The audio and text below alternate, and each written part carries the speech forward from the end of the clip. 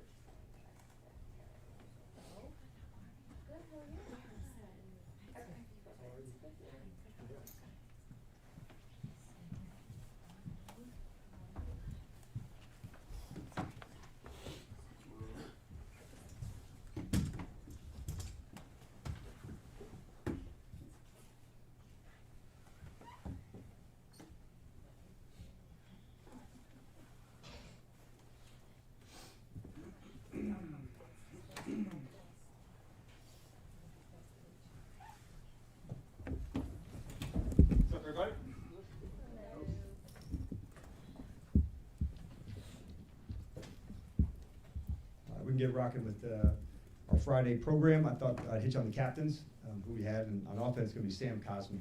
I thought, man, there's been a lot of unseen work of the injury from last January to everything put in to getting right back through it. So I just thought, man, line of scrimmage day, and Sam's going to be a big part of that. I thought even into last week, probably his best game, and so you expect that from somebody coming off an injury. And I thought defensively, Will Harris, and man, he brings a lot to our building, not just the player, but who he is as the man, the communicator. And so, again, a lot of unseen work that goes into these spaces when a guy's injured before returning to play. And then the other person on special teams and on just in the team is Jeremy McNichol. And humility, dependability, and when we need something done, like put J Mac in. Like he's going to find a way, he's going to get it done.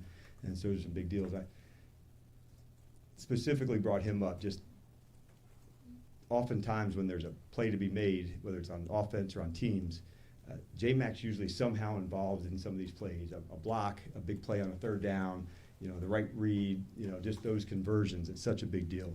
We talked a lot over the last few months about standards, and we continue to push and chase that. And I like to think if you walked into yesterday's practice or today's, you wouldn't know what our team's record was. And the effort, the intensity, that's not something that we're looking to show up on Sunday. That's got to be every day. And it says everything about our group, that they continue to put into that work to get ourselves ready to play. So,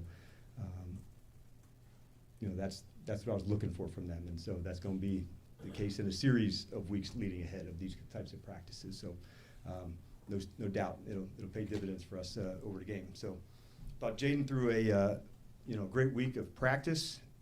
He was full Thursday, full today. He's been cleared to play, and he will start Sunday.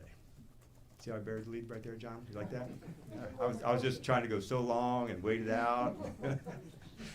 Yeah, I saw you getting ready. So, but he really threw a great week, you guys. And like the other players, when you're injured, there's a lot of work that has to go back to it. I thought Jayden and the medical team put in many hours behind the scenes to get ready, from treatment to rehab to specific brace to all of it. And that's what it takes, when you're finding your space to get back. And so just gratitude for everybody, pulling the same space. Everybody here's aligned and how we want to get things done. So that was a good deal. That way. Yeah. When was it that you really felt really good about his chances for Sunday? I felt good going into the practice through Wednesday, just by the way he threw the ball, and that kind of carried over into yesterday. And then after they did a lot of the post-practice work with contact and that, the throwing part, you can tell he's been on that, not just this week. The throwing part, he's been on that the whole time. So that looked as sharp as ever. So I thought that part would come, but we wanted to see everybody around him, with the game plan of how it would work. So I thought just the whole week, John, he threw a hell of a week. And why or how important is it for him to get back out there just to finish out this season? Yeah, it's really important for him, for his teammates, for any of the guys, honestly. And looking into it with 5 games, that's like 30% of our season. There's a lot. All of these matter. And as he's developing, there's certain things he's working on too, to go ahead and be as competitive as hell, and taking care of things that he can. And so it's really important, John. And so as the process for that begins, we're ready to get rolling with that. How about Noah Brown and Bobby Wagner? Yep. So Bobby, I thought had a really good practice today. No surprise. I wasn't surprised that he would. And coming back from an injury, there's literally nobody tougher. He just wills himself into that. A lot of it's his discipline, how hard he works at things in his training. So there's carryover where he's stronger than the average dude. He's definitely built differently. So I'm encouraged for him. And then Noah had a planned day today where we rest him, and had also a really good week, Nikki. So we'll do all the transactions and such tomorrow, but he threw a really good week too. Is the expectation that he will play? That would be the expectation. Like I said, we'll have the transactions and meetings tomorrow, but he threw a really good week. Hey, Coach. The last 2 weeks in game and in practice, what are some of the little things that you're starting to see from this team, particularly in the secondary? It's a good question. What I think, Don, I've seen is the ability to play really fast without the mistakes.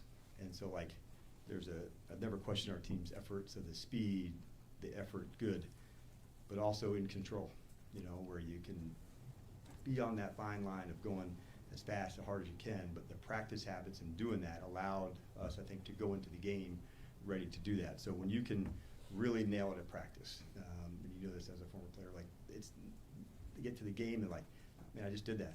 I just did that in practice. I did that at that speed. I know the look. I know the timing.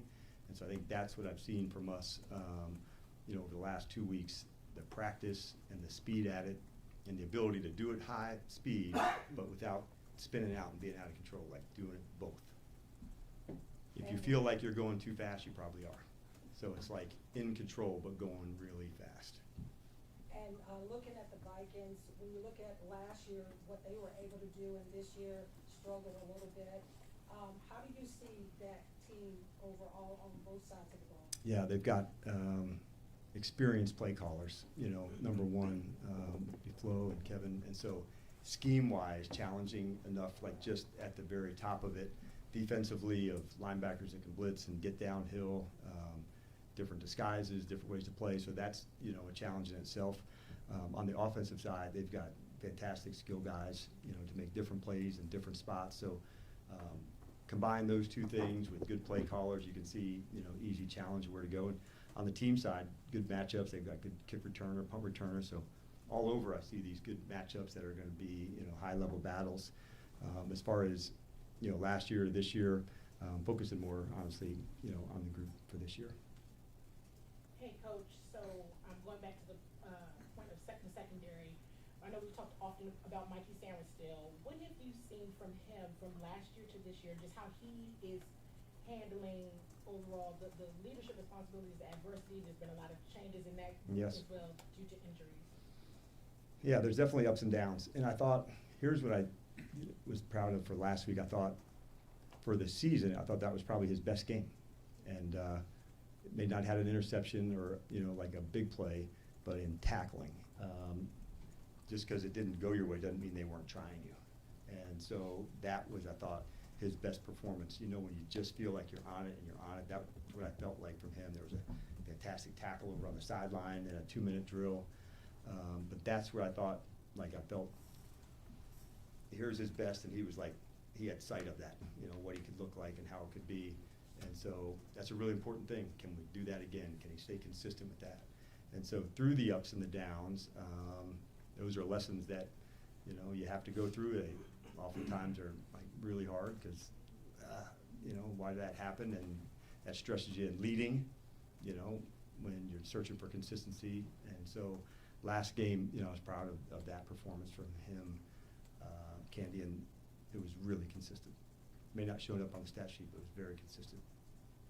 And the offensive line is a hot topic this week. Tyler Biadic, what have you seen from him?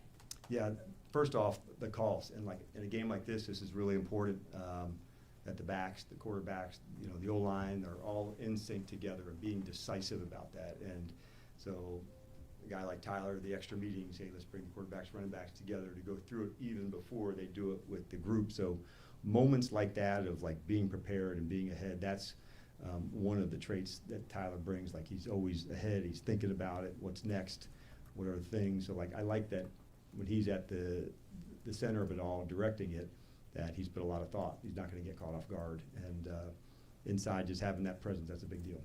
This week, we're going to have to do a great job on our cadence. Our O-line has their ways, and Ty will be right in the middle of that as well.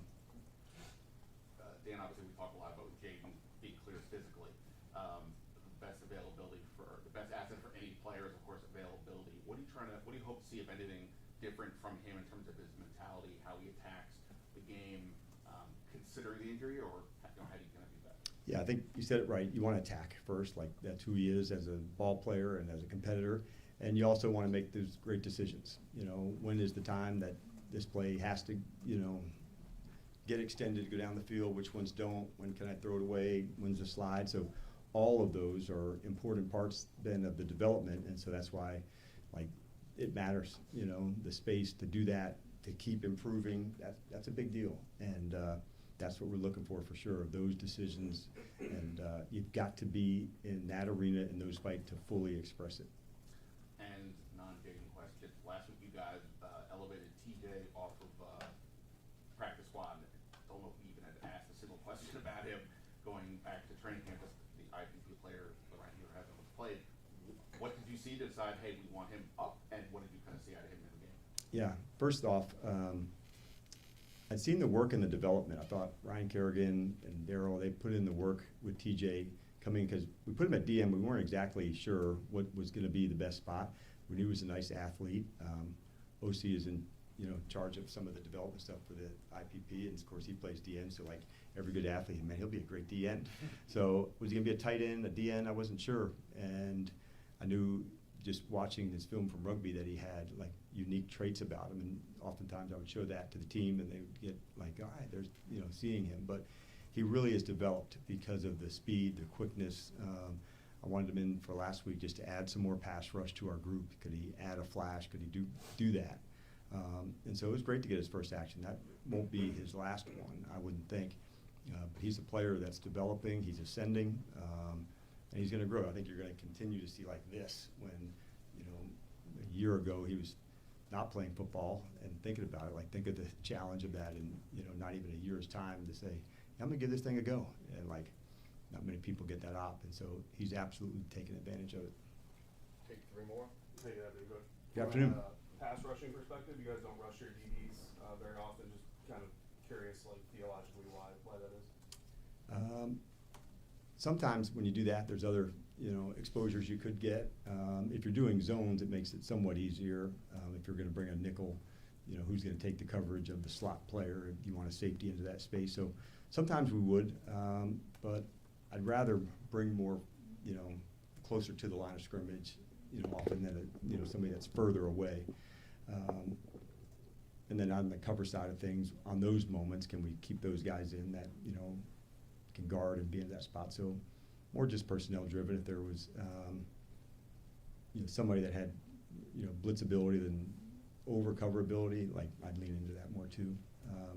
In the past, that was Chin. I blitzed him a lot, knowing that there's a big guy ripping off the edge, and so I think it's kind of how do you want to match the players and do that. But we're equipped to do those. But I think just trying to find the best matchups you can.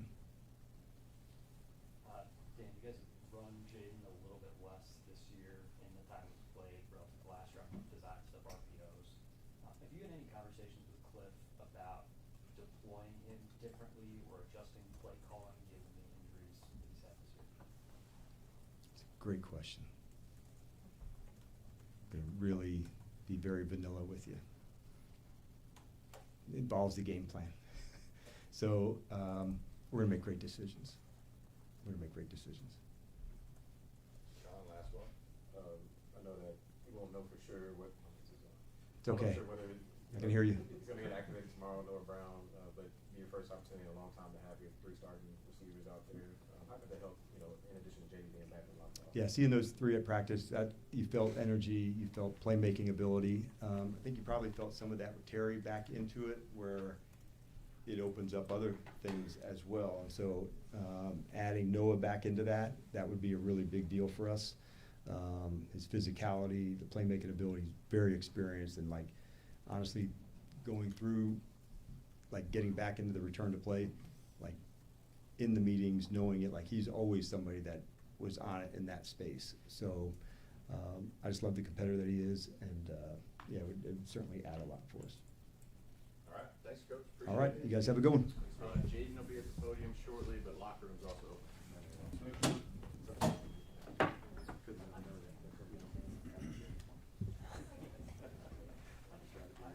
Yeah.